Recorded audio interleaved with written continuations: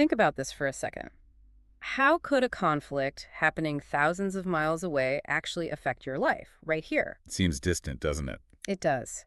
But today we're doing a deep dive into Israel's campaign against Hamas. We're working from this really interesting essay, Hmm.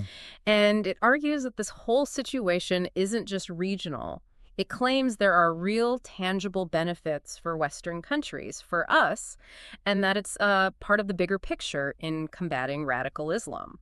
It's quite a claim. And our job today is to really unpack why the essay says that, what arguments it uses. Exactly. It's a perspective you don't always hear laid out this way. Definitely connects dots that maybe aren't immediately obvious. Okay, so before we get into the how, let's just quickly establish who we're talking about when we say Hamas. The essay reminds us they started back in 1987. Yeah, 1987, an offshoot of the Muslim Brotherhood. And their stated goal, it's pretty clear in their charter. An Islamic state governed by Sharia law. And, well, the destruction of Israel is a core part of that. And it's important to remember, as the essay points out, many Western nations, the U.S., the EU, they officially designate Hamas as a terrorist group. Right. And tragically, the October 7th attack in 2023, over 1,200 killed, 250 hostages.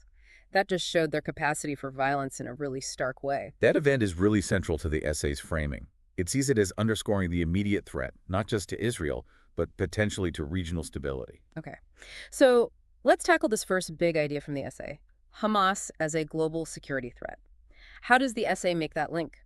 It mentions connections to groups like al-Qaeda and ISIS. It boils down to ideology, really. The essay argues there's a shared radical Islamist worldview, the push for a strict global version of their interpretation of Islamic law, often using violence. So it's not just superficial similarities. No, the essay suggests it's deeper. It means shared propaganda themes, maybe even similar tactics sometimes, that can resonate globally.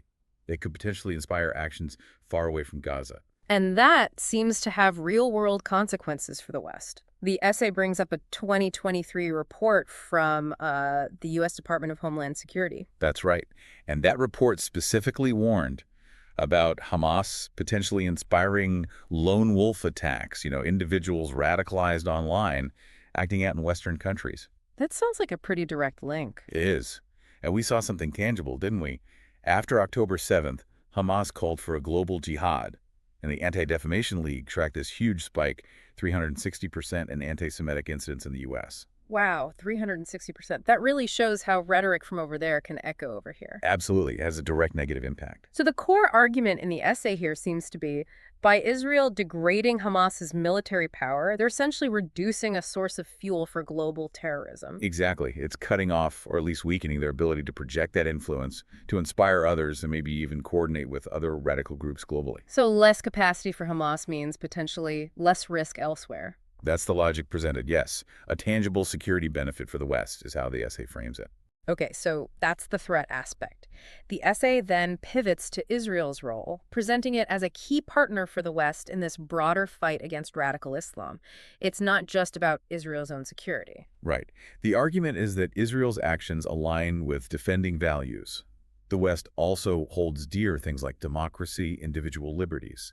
These are fundamentally opposed by the ideology of groups like Hamas. So by fighting Hamas, Israel is kind of on the front line defending these shared values. That's the position the essay takes. It positions Israel as a vital player in that defense.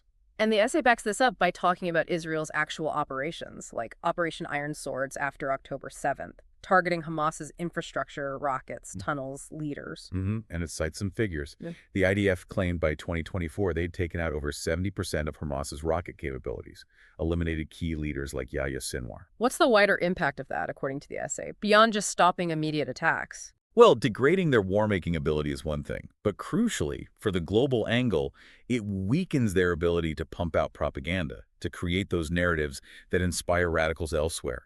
It disrupts their global messaging. And it's not just military action, right? The essay talks about intelligence, military expertise, Shin Bet, Mossad. Absolutely, they're intelligence agencies.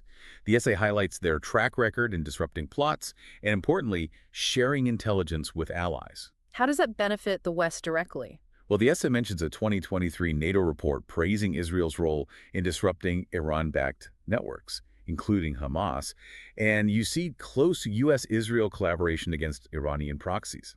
That shared intel is seen as invaluable for Western counterterrorism. Okay, that leads us neatly into the Iran angle. The essay paints Hamas as a major Iranian proxy. It mentions significant funding, weapons, training. Yeah, the figures cited, based on U.S. State Department estimates from 2023, are like $100 to $350 million a year, plus rockets training. Yeah. It's substantial support. And Hamas fits into Iran's wider strategy, this axis of resistance. Exactly. The essay positions Hamas as a key part of that network, along with Hezbollah, the Houthis, others, all aimed at challenging Israel and Western influence in the Middle East. So weakening Hamas directly disrupts that Iranian network. It limits Iran's reach, its ability to project power and spread its ideology. That's the argument. It disrupts the axis.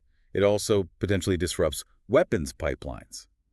Gaza, the essay notes, has even been a testing ground for Iranian weapons, like Fajar 5 rockets. Oh, targeting Hamas hits Iran's capabilities, too. Yes, it makes it harder for Iran to funnel resources, reduces their strategic foothold right there on the Mediterranean. And the essay brings up another interesting point. A weakened Hamas could actually strengthen moderate Arab states like Saudi Arabia, the UAE, the ones involved in the Abraham Accords. Right, because those states are generally aligned with Western interests, stability, economic development, and they oppose Iran's expansionism. So if Iran's key proxy, Hamas, is weaker, it could bolster those moderate partnerships. That's the dynamic the essay suggests.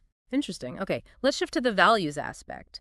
The essay really contrasts Hamas's ideology with Western democratic principles, gender equality, religious diversity. Yeah, it emphasizes that Hamas's vision, implemented in Gaza since 2007 with strict Sharia-based policies, involves suppressing dissent, restricting rights, especially for women and minorities. It points to reports, like from Human Rights Watch, documenting things like executions, use of child soldiers. A fundamental clash of values, then. Absolutely. The essay argues it's basically incompatible with the democratic norms Western nations champion. So the argument follows that Israel's efforts to dismantle Hamas's control, well, they kind of indirectly support Western goals of promoting democracy and human rights. Precisely. By preventing Hamas from using Gaza as a base for, as the essay terms it, terror and indoctrination, it aligns with that broader goal. It's pushing back against an illiberal ideology. Of course, this is where it gets incredibly difficult. The essay does acknowledge the humanitarian cost, right? The reported Palestinian deaths over 41,000 by 2024 mentioned. Yes, it has to. The civilian casualties, the displacement, it acknowledges this is a huge concern in the West, leading to protests and scrutiny. It's an undeniable, tragic part of the conflict. And it also mentions the complexity added by Hamas's tactics, embedding military assets in civilian areas. Right. The essay brings that up as a major complicating factor for Israeli operations, something that contributes to the civilian death toll. It's a very difficult operational environment. And related to that, the essay touches on the issue of aid diversion. It mentions a UNRWA report suggesting Hamas misused aid funds. Yeah, it raises that contentious point, the difficulty of ensuring aid reaches civilians when groups like Hamas are in control. The essay frames this as highlighting the need for accountability in aid, a principle Western nations generally support. Okay, let's look at the economic and strategic angles the essay presents. It argues that weakening Hamas could lead to more stability in the Middle East, which is vital for Western economies. Suez Canal, trade routes. That's the connection it makes.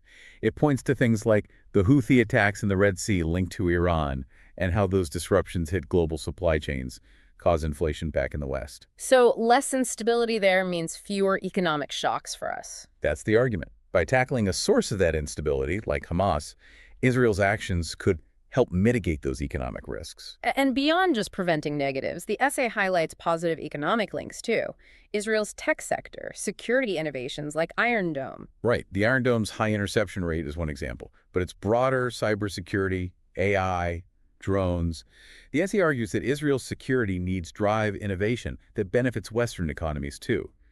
It mentions $8 billion in U.S. tech investment in Israel in 2023. So security needs driving tech that spills over beneficially. Exactly. An interconnectedness between security and economic growth. And strategically. The essay argues this strengthens Western, particularly U.S., influence, countering rivals like Russia and China in the region. Yes, it ties back to countering Iran. By pushing back against Iranian proxies like Hamas, the argument goes, Israel helps contain adversaries in a key region. It mentions a Carnegie Endowment study suggesting Israeli success can deter authoritarian powers. So it fits into that larger geopolitical competition. That's how the essay frames it, aligning Israel's actions with broader Western strategic interests. Okay, wrapping up the main points, the essay then zooms back out to this idea of a global battle against radical Islam. Right. It emphasizes that Hamas isn't alone. Groups like ISIS, Boko Haram, Al-Shabaab, they share that core rejection of pluralism, often use similar tactics. And it cites the Global Terrorism Index, saying radical Islamist groups were behind a majority, like 60% of global terror incidents in 2023. Yeah, putting Israel's fight in that much wider context, it's arguing this isn't just about Gaza. It's part of a global phenomenon threatening Western interests and values everywhere. And the final argument there is about regional stability preventing a Hamas victory could stop other groups being emboldened. It mentions an Atlantic Council report warning about threats to allies like Egypt and Jordan. Exactly, the domino effect idea. A Hamas success could encourage Islamic Jihad, others, destabilizing the whole region further, which would inevitably impact Western allies and interests. Okay, so if we pull all these threads together from the essay, the argument is that Israel's campaign against Hamas, while obviously complex and controversial, is presented as beneficial to the West. Right. By countering radical Islam, curbing Iran, upholding certain values, and stabilizing a key region. And Israel is positioned as this frontline partner militarily, Yeah. through intelligence, technologically. Yes, that's the core thesis. But, and it's crucial, the essay does acknowledge the serious ethical questions and the huge humanitarian cost. It doesn't ignore that reality. Absolutely. So, thinking about everything this essay puts forward, it really makes you consider, doesn't it? What are the long-term implications for Western foreign policy? How should we approach this global challenge of radical Islamist ideologies, knowing all these complexities? It definitely leaves you with a lot to think about. No easy answers, that's for sure, but a perspective worth considering.